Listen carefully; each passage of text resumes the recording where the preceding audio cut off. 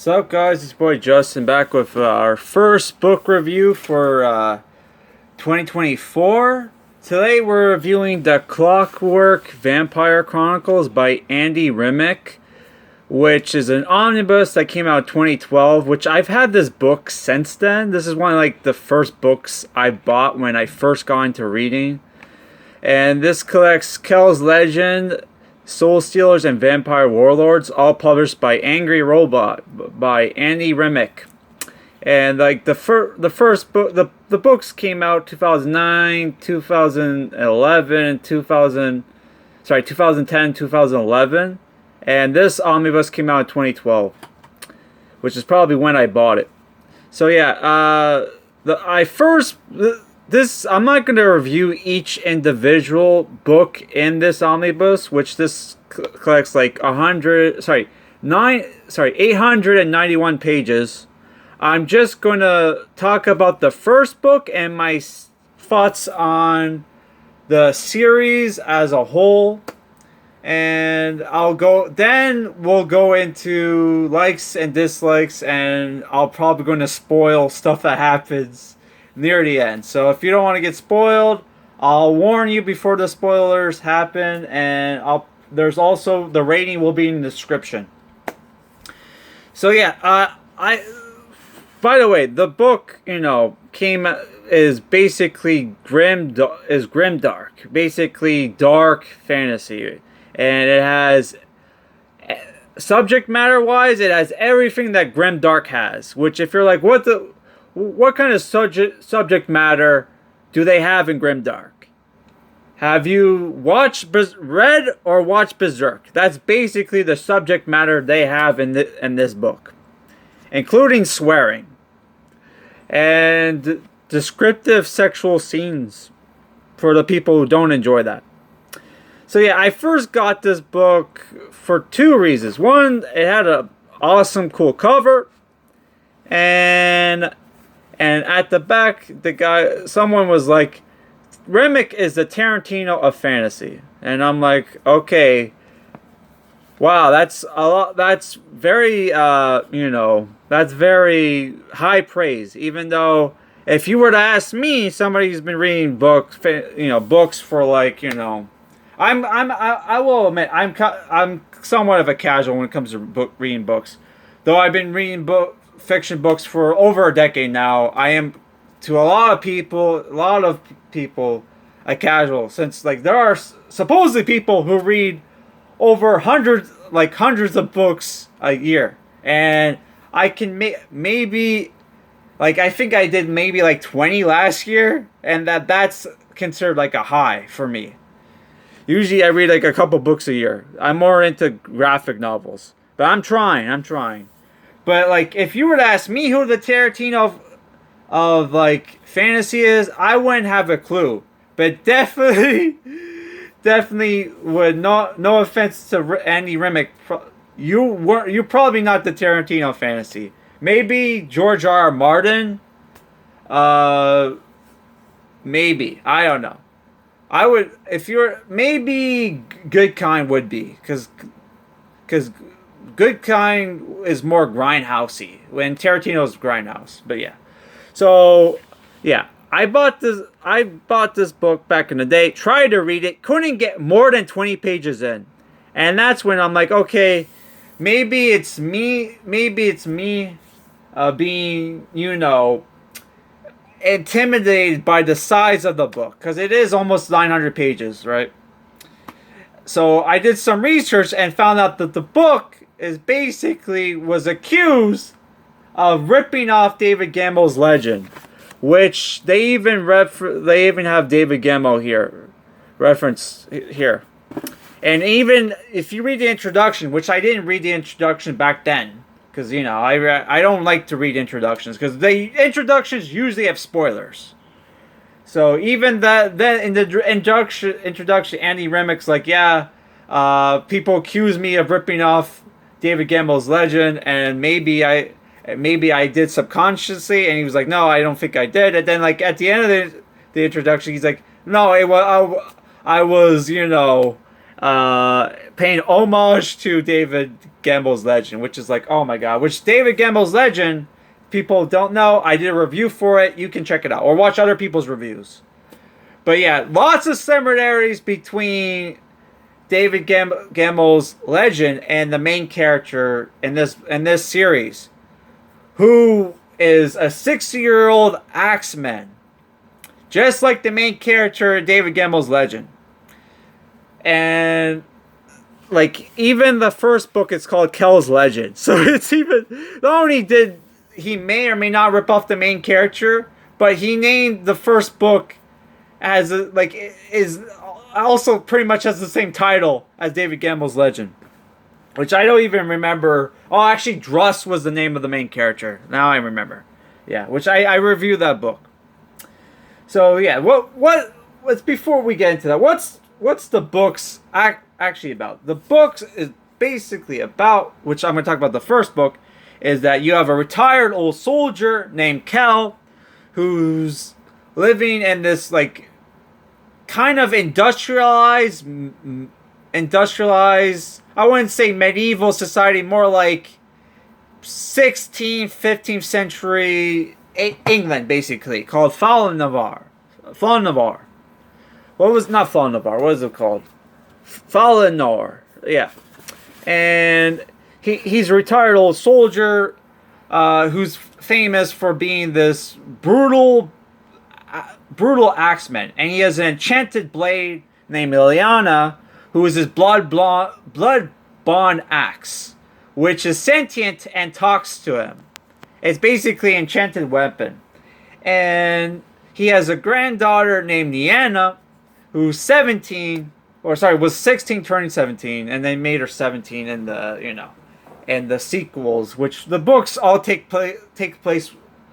The whole trilogy takes place in a few months, so maybe she turned 17. I don't know, but we were told she was 16.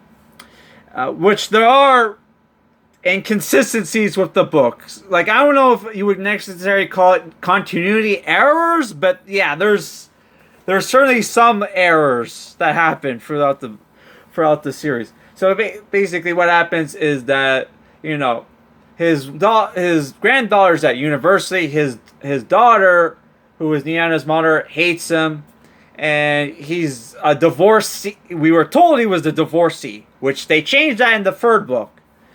I'm not going to go into that, but we'll go into that in spoilers. And what ends up happening is on a winter night, which the book takes place during the winter. It's actually Christmas at the end of the third book, or their version of Christmas. The town of Thanavar gets attacked by this army of albinos, led by harvesters, which are these weird creatures that can summon ice smoke, that can freeze people, and they're led by this vampire, clockwork vampire named Growl, who's the main antagonist of the first and second book. And the third book, which is called The Vampire Warlords, is new villains.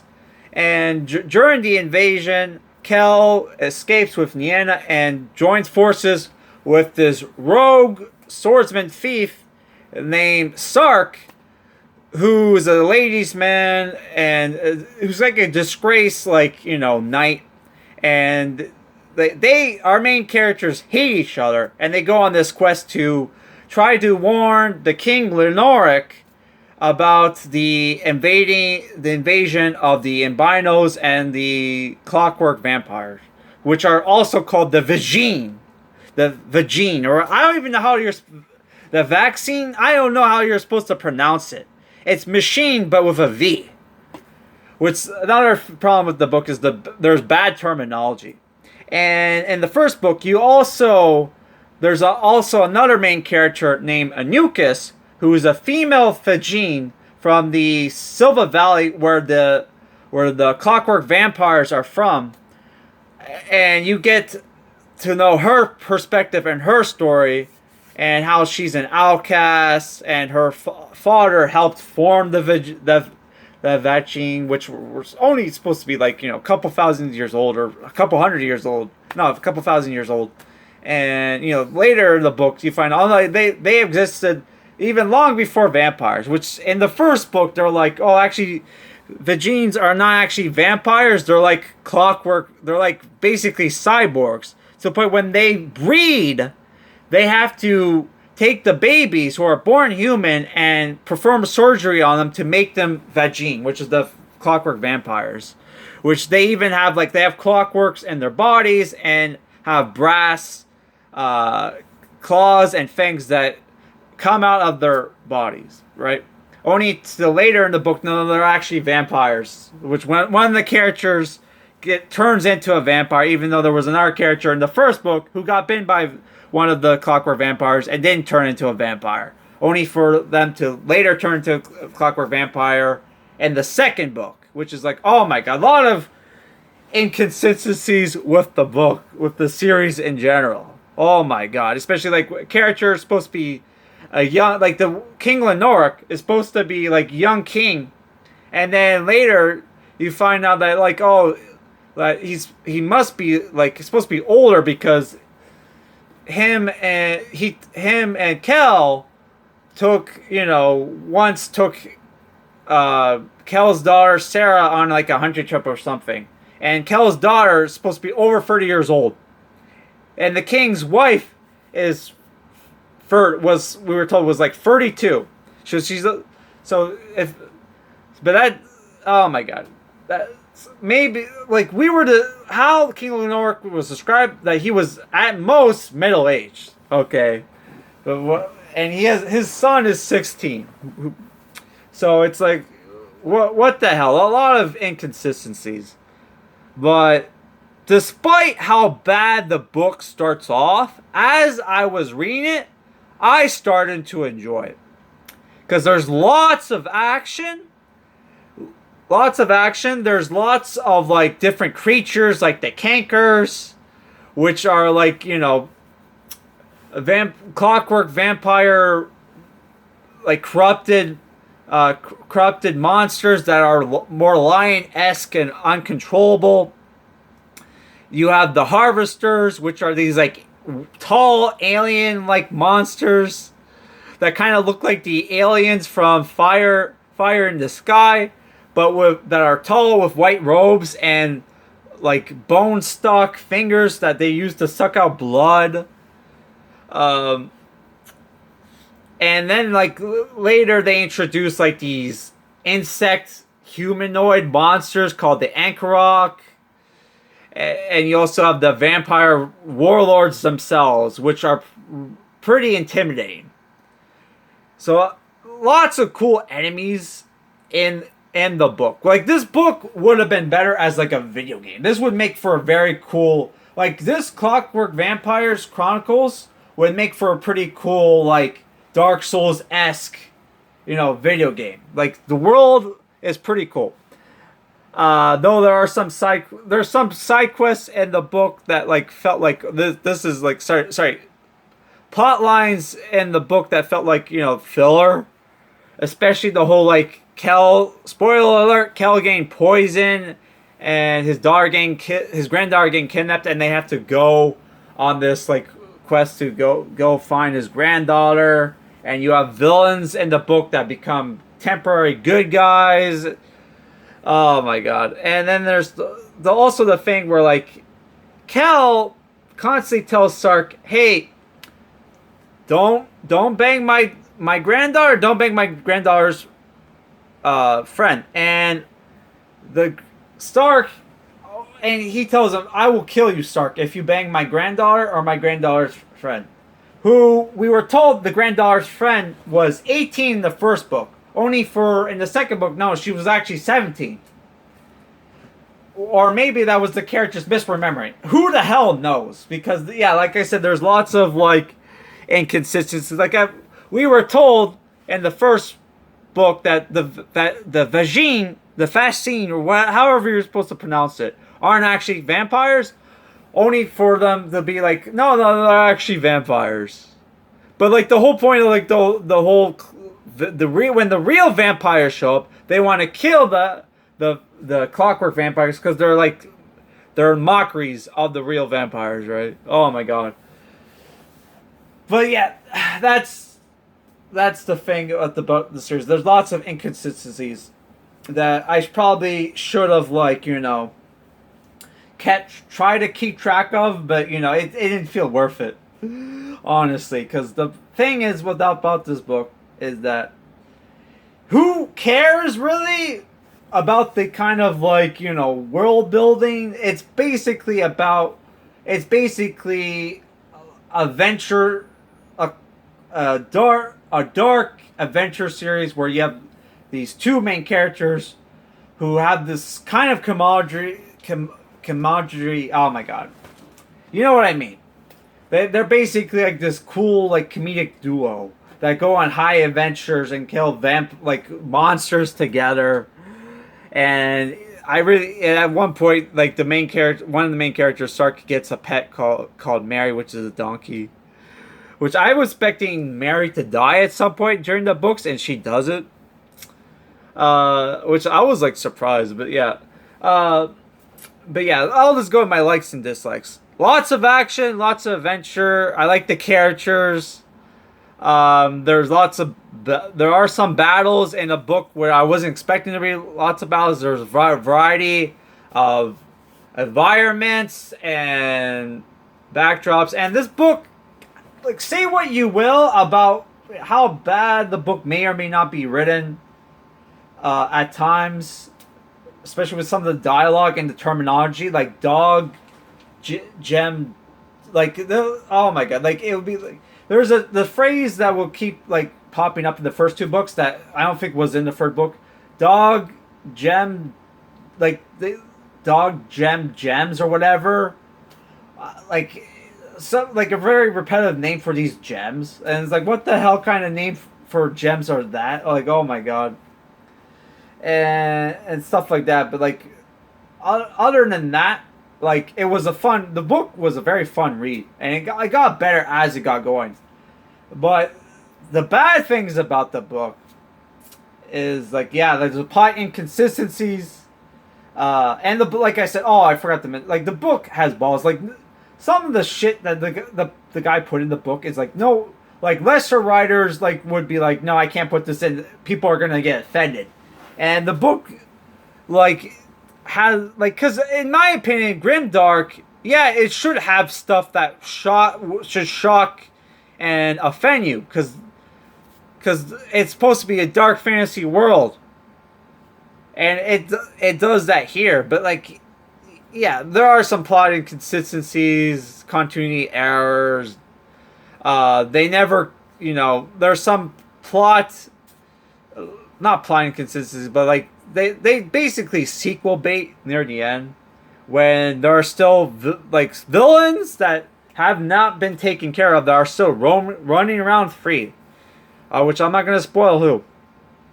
And then there's the thing where, like, okay, they have fireworks and they have factories, but they don't have guns. When they have they mention they have fireworks, which, if you have the powder to make fireworks, you can make guns. Which at one point I thought they introduced guns, because they have this weapon called a Widowmaker, and the way it's described, it sounded like a Clockwork, like, version of, like, a pistol, but then it's supposed to be a crossbow. I don't know.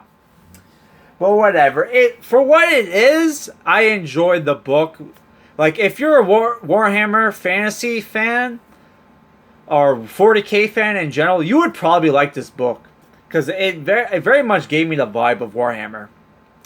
And also, there is the lots of, like, Warhammer writers worked for it.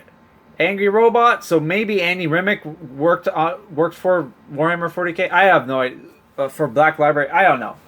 But despite all the problems of the book, it is a decent read, so I'm giving it 5 out of 10. But yeah, it's the thing where, like, it's going to be like, can you handle the first 50 pages? Because after the first 50 pages, it does get good, but man, oh my god, like, it took, like I said, I had this book for, like, over a decade, and I just finally finished it, because it was, like, the first couple of times I couldn't get into it. But after I forced myself to read past the first 50 pages, it got better. But yeah, there are if you're someone who didn't like some of the S&M, like, you know, torture and sexual scenes and the Sword for Truth series, you'll probably have a hard time with this series. But yeah, that's it for this review, guys. My next, if we get at least 5 likes on this video, you know, for next month's book review, we'll do a poll, which is going to be sci-fi books. But if not, my next book review will probably be one of the more newer books I picked up, because I'm in the mood for space opera, and I want to read a space opera book for February. So yeah, that's it for this video, guys. Like, comment, and subscribe. If you didn't, like, if you read the book and you have a different opinion, let me know. Okay? But yeah, that's it for this video, guys. Peace.